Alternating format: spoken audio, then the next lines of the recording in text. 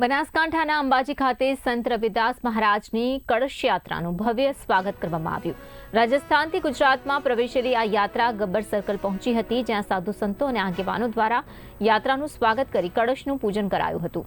કાશીથી કર્ણાવતી સુધીની આ યાત્રાનું આયોજન સંત રવિદાસ મહારાજની 650મી જન્મજયંતિ નિમિત્તે કરવામાં આવ્યું છે। અંબાજી મંદિરના ચાચર ચોકમાં ભટજી મહારાજના હસ્તે કળશ પૂજન કરવામાં આવ્યું હતું। जगन्नाथ मंदिर છે અમદાવાદમાં, ત્યાં પ્રસ્થાન થશે। આજે ગુજરાતની અંદર શરૂઆત અંબાજી માતાના ધામમાંથી થઈ છે। આજે ઉત્સાહભેર લોકો એને કળશ યાત્રાને વધાવી રહ્યા છે। ઠેર ઠેર રવિદાસજી મહારાજના વિચારો તેમના સુધી પહોંચે, અમને જે કરેલા કાર્યો, સંત કાર્યો એને લોકો જાણે, એના નિમિત્તે લોકો ઠેર ઠેર જગ્યા એના વધામણા કરી રહ્યા છે।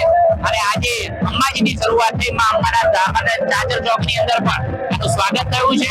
અને એ